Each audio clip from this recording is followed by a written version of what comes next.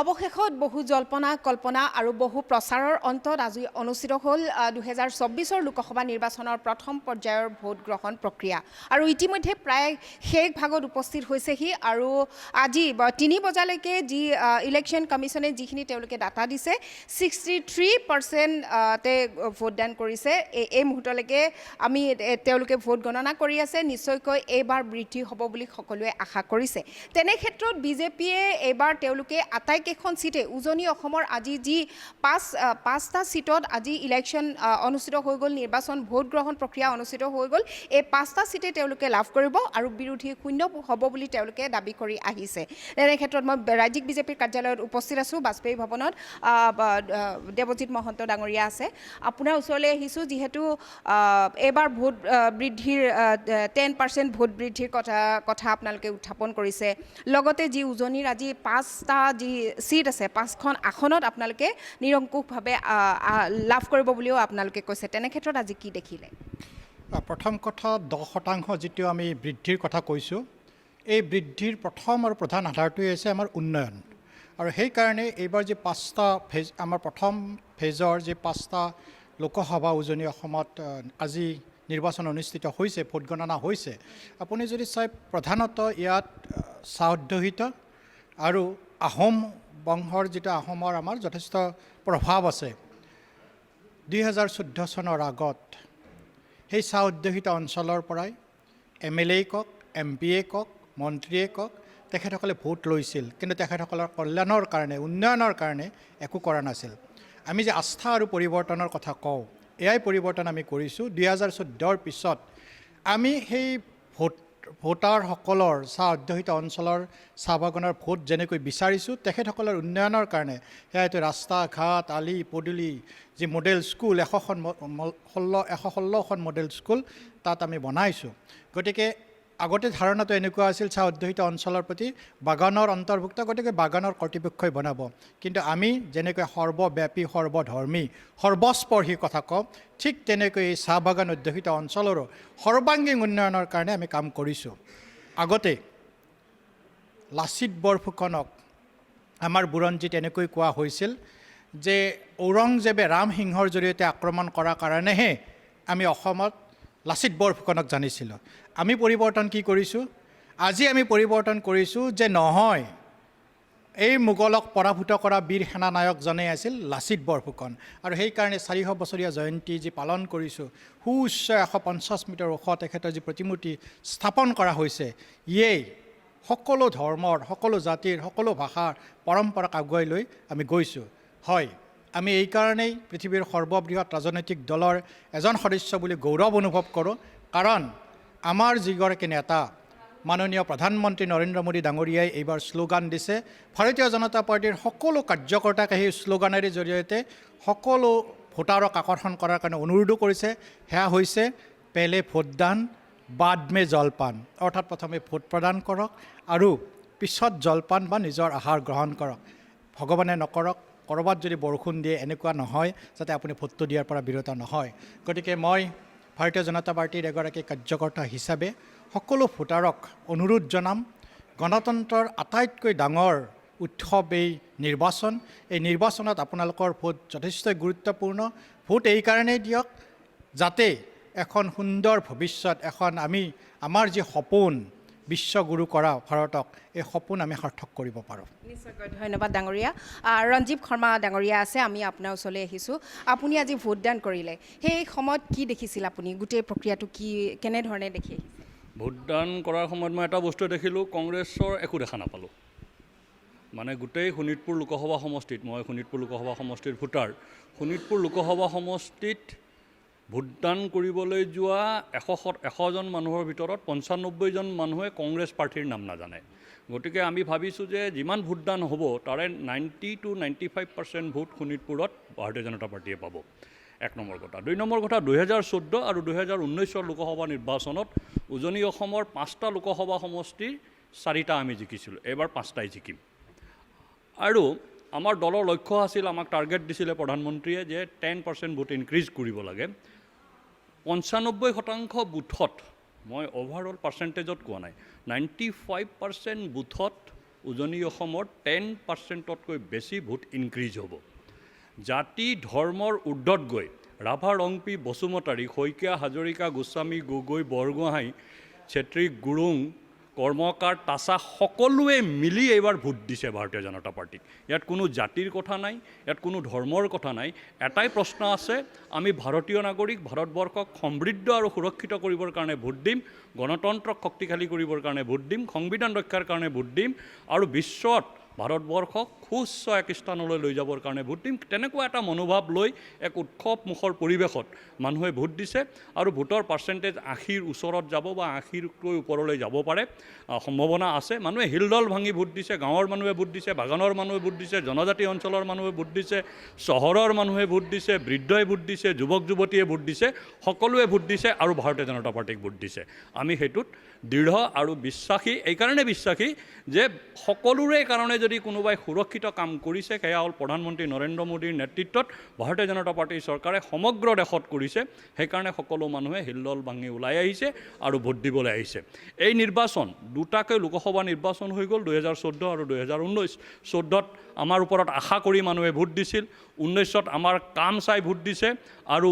24ত আমাক ভাৰতবৰ্ষক এক বিশ্ব শক্তি হিচাপে প্ৰতিষ্ঠা কৰাৰ কাৰণে মানুহে ভোট দিছে। আৰু আগন্তুক এইটো ফাৰ্ষ্ট ফেজৰ ভোট আজি হৈ গ'ল আৰু 6টা ফেজৰ ভোট বাকী আছে। মানে পঞ্চম শক্তিৰ পৰা তৃতীয় অৰ্থনৈতিক শক্তিলৈ ভাৰতবৰ্ষ যাব লাগে, তাৰ কাৰণে এই 6টা ফেজত মানুহে আৰু ভোটদান কৰিব আৰু আমি 400 পাৰ কৰিম। 4 জুন 400 পাৰ, সেয়া এক মানে সপোন নহয়, সি এক বাস্তৱ আৰু ৰিয়েলিটি। ধন্যবাদ। আৰু তেওঁ খুব সুন্দৰকৈ ফহিয়াই কৈছে গোটেই কথাখিনি তেওঁলোকে কেনেধৰণে বিচাৰিছিল, কেনেধৰণে হ'ব। আৰু যিহেতু উজনিত দুটা সমষ্টিক লৈ মানুহৰ দৃষ্টি নিবদ্ধ হৈ আছিল, এটা হ'ল যোৰহাট সমষ্টি, আনটো হ'ল ডিব্ৰুগড় সমষ্টি। এই দুটাত আপোনালোকৰ নিৰংকুশ বিজয় হ'ব বুলি ইতিমধ্যে আপোনালোকে উজনি অসমৰ এতিয়া যি 5টা সমষ্টিত আজি ভোটদান হ'ল, ভোটগ্ৰহণ চলি আছে যিটো, এই 5টা সমষ্টিতে আমি জয়লাভ কৰিম। আপুনি যিটো বিশেষকৈ ডিব্ৰুগড়ৰ কথা কৈছে, ডিব্ৰুগড় সমষ্টিত আমাৰ কণ্টেষ্টেই নাই। এতিয়া ছেকেণ্ড আৰু থাৰ্ড কোন হ'ব সেইটোৰ কাৰণে এটা যুঁজ চলি আছে। আপ আৰু অজাপৰ কেণ্ডিডেট, অজাপ কংগ্ৰেছ কেণ্ডিডেটৰ মাজত ছেকেণ্ড আৰু থাৰ্ড তেওঁলোকৰ মাজত কোন হ'ব সেইটোৰ ওপৰত এটা যুঁজ হৈছে। সৰ্বানন্দ সোণোৱাল ডাঙৰীয়া ডিব্ৰুগড়ত প্ৰায় 4-5 লাখ ভোটৰ ব্যৱধানত তেওঁ জয়লাভ কৰিব। দ্বিতীয় কথা, যোৰহাটৰ যিটো কথা হৈছে যে যোৰহাটত প্ৰকৃতাৰ্থতে এটা পুতলাক যেনেকৈ সুন্দৰভাৱে সজাই পৰাই বিৰোধীয়ে তেওঁক প্ৰজেক্ট কৰিবলৈ চেষ্টা কৰিছে। আচলতে যিজন বিৰোধীৰ প্ৰাৰ্থী সেইজন আচলতে এজন চাবি দিয়া পুতলা। কাৰণ আপুনি যদি চায় তেতিয়াহ'লে তেখেতৰ ট্ৰেক ৰেকৰ্ডটো যদি চায় তেতিয়াহ'লে দেখা পাব এটা সময়ত তেওঁ কলিয়াবৰৰ সাংসদ আছিলে,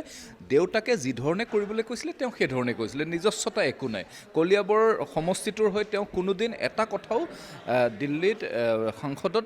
এটা কথাও নক'লে, সংসদত এটা কথাও নক'লে। কিন্তু একেটা সময়তে পৰৱৰ্তী সময়ত তেওঁক ৰাহুল গান্ধী ডাঙৰীয়া যিধৰণে চাবি দিলে সেইধৰণে তেওঁ কাম কৰিলে। তেওঁ ৰাহুল গান্ধী ডাঙৰীয়াক সুৰক্ষিত কৰিবৰ কাৰণে যিধৰণে বক্তব্য ৰাখিবলৈ দিলে সংসদত সেই ধৰণৰ বক্তব্য ৰাখিলে। গতিকে মই ভাবোঁ যে তেওঁ ৰাজনৈতিকভাৱে নিশ্চিতভাৱে যোৰহাট সমষ্টিৰ কাৰণে যোৰহাটবাসীক নেতৃত্ব দিব পৰা তেওঁৰ সেই যিটো শৈলতা, সেই শৈলতা এতিয়ালৈকে আহি পোৱা নাই। কিন্তু আনহাতে তপন গগৈ ডাঙৰীয়াক যদি আপুনি চায় তেতিয়াহ'লে দেখা পাব যে সুদূৰ সেই 90 দশকত তেওঁ ডিব্ৰুগড় বিশ্ববিদ্যালয়ৰ সাধাৰণ সম্পাদক হিচাপে নেতৃত্ব বহন কৰা সময়ৰে পৰা নিজৰ নীতিত অটল থাকি কংগ্ৰেছ বিৰোধী স্থিতিৰ কাৰণে তেওঁ পুলিচৰ লাঠিৰ কোব খাব লগা হৈছিল। সেইজন তপন গগৈ পৰৱৰ্তী সময়ত যদি আপুনি চায় তেতিয়াহ'লে দেখা পাব যে লাচিতৰ সৰ্বোচ্চ প্ৰতিমূৰ্তি স্থাপনৰ কাৰণে হোলোঙাপাৰাৰ যি বিশ্ব ঐতিহ্য ক্ষেত্ৰৰ কাৰণে, চৰাইদেউৰ ঐতিহ্য ক্ষেত্ৰৰ কাৰণে তেওঁ মূৰৰ ঘাম মাটিত পেলাইছিলে। তেওঁৰ কষ্টৰ যি নিৰলস সাধনা, এই সাধনাৰ জৰিয়তে প্ৰধানমন্ত্ৰী নৰেন্দ্ৰ মোদী ডাঙৰীয়া, ডক্টৰ হিমন্ত বিশ্ব শৰ্মা ডাঙৰীয়া মুখ্যমন্ত্ৰীক তেওঁ এই দুয়োটা অঞ্চল উন্নয়নৰ কাৰণে তেওঁ যিধৰণে সহযোগিতা কৰিব লাগে সেইধৰণে সহযোগিতা কৰি আজি যোৰহাট সমষ্টিটোক সমগ্ৰ ভাৰতবৰ্ষৰ ভিতৰতে এটা ঐতিহ্য ক্ষেত্ৰলৈকে ৰূপান্তৰিত কৰিবৰ কাৰণে তেওঁ আহুপুৰুষাৰ্থ কৰিলে। যোৱা সময়ছোৱাত যদি আপুনি চায় তেতিয়াহ'লে দেখা পাব যে তপন গগৈ ডাঙৰীয়াই যিধৰণে সকলো জাতি জনগোষ্ঠীৰ লগত একত্ৰিত হৈ তেওঁ কাম কাজ কৰিলে, চাহ জনগোষ্ঠীৰ লোকৰ কাৰণে যিধৰণে কাম কাজ কৰিলে, মিচিং জনগোষ্ঠীৰ লোকৰ কাৰণে যিধৰণে কাম কাজ কৰিলে, আহোমসকলৰ কাৰণে যিধৰণে কাম কাজ কৰিলে, তেওঁ বিভিন্ন মৰাণ মটক চুতীয়া সকলোৰে কাৰণে যি ধৰণে কাম কাজ কৰিলে সকলোৰে লগত একত্ৰিত হৈ যোৱা সময়ছোৱাত তপন গগৈ ডাঙৰীয়া যি ধৰণে নেতৃত্ব প্ৰদান কৰিলে সেই নেতৃত্বৰ আজি সুফল আহিব তেওঁ এজন সবল আৰু শক্তিশালী প্ৰাৰ্থী আৰু তেওঁ বিপুল ভোটত যোৰহাট সমষ্টিত জয়লাভ কৰিব গতিকে নিশ্চিতভাৱে আজি যিসকলে ভোটদান কৰিছে আজি এটা কথা স্পষ্ট যে ভাৰতীয় জনতা পাৰ্টিৰ তৃতীয়বাৰৰ চৰকাৰ এইটো নিৰ্বাচন ঘোষণা কৰাৰ বহুদিনৰ আগতেই খাটাং হৈ আছে নৰেন্দ্ৰ মোদী ডাঙৰীয়া প্ৰধানমন্ত্ৰী হ'ব এই কথাটো ভাৰতবৰ্ষৰ জনসাধাৰণে ইতিমধ্যেই পৰিকল্পনা কৰিছে গতিকে বিশ্বৰ শ্ৰেষ্ঠ ৰাষ্ট্ৰ হিচাপে প্ৰতিষ্ঠা কৰিবৰ কাৰণে আগন্তুক যি অমৃতকাল অহা 25 বছৰত নৰেন্দ্ৰ মোদী ডাঙৰীয়াই ভাৰতবৰ্ষক যি ধৰণে এক শক্তিশালী ৰাষ্ট্ৰ হিচাপে প্ৰতিষ্ঠা কৰিবৰ কাৰণে আগুৱাই নিবলৈ বলিষ্ঠ নেতৃত্ব নৰেন্দ্ৰ মোদী ডাঙৰীয়াৰ দৰে এজন নেতৃত্বৰ প্ৰয়োজন একে সময়তে ডক্টৰ হিমন্ত বিশ্ব শৰ্মা ডাঙৰীয়াৰ ৰাজ্য চৰকাৰখনে 21ৰ পৰা যিবিলাক উন্নয়নমূলক কাম কৰিলে এই উন্নয়নমূলক কাম কাজসমূহ যাতে আগন্তুক দিনত বাহাল ৰাখিব পাৰে কণ্টিনিউটি ৰাখিবৰ কাৰণে তাৰ কাৰণে ডক্টৰ হিমন্ত বিশ্ব শৰ্মা ডাঙৰীয়াক শক্তিশালী কৰিবলৈ এইবাৰ জনসাধাৰণে হিলদল ভাঙি ভাৰতীয় জনতা পাৰ্টিৰ পক্ষত ভোটদান কৰিছে কিন্তু গৌৰৱ গগৈয়ে এটা আহোম পলিটিক্স কৰাৰ এটা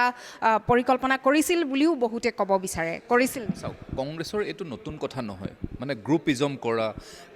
মানে জাতিগত ৰাজনীতি কৰা কংগ্ৰেছৰ এইটো আগৰে কথা আপুনি যদি চাই এটা সময়ত গৌৰৱ গগৈয়ে সংখ্যালঘুসকলক লৈ ৰাজনীতি কৰিছিলে কলিয়াবৰত যেতিয়া তেওঁ দৰকাৰ হৈছিলে তেতিয়াতো তেওঁ আহোমসকলৰ প্ৰতি আহোম জনগোষ্ঠীৰ প্ৰতি তেওঁতো মনত পৰা নাছিলে তেওঁ যেতিয়া কলিয়াবৰৰ সাংসদ আছিলে এটা দিনৰ কাৰণে ক'ৰবাত আহোমসকলৰ উন্নয়নৰ কাৰণে আহোম জনগোষ্ঠীৰ উন্নয়নৰ কাৰণে তেওঁ ক'ৰবাত মাত মাতিছিল নেকি ক'তো মতা নাছিলে কিন্তু তেওঁৰ গোটেই কথাটো হৈছে কেৱল মাত্ৰ নিৰ্বাচন জিকাৰ স্বাৰ্থত এটা বিঠা চেষ্টা কৰিছে যে এক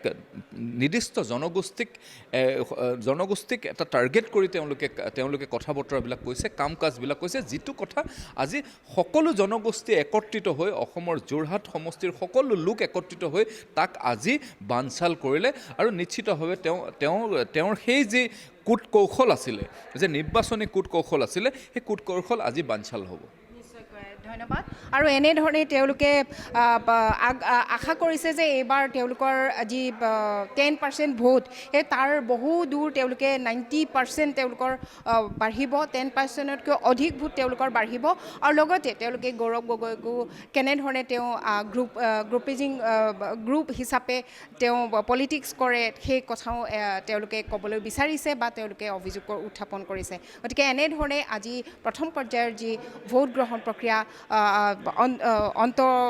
পৰাৰ দিশত অগ্ৰসৰ হৈছে তেনে ক্ষেত্ৰত এনেধৰণে মন্তব্য কৰিলে ৰাজ্যিক বিজেপিৰ মুখপাত্ৰসকলে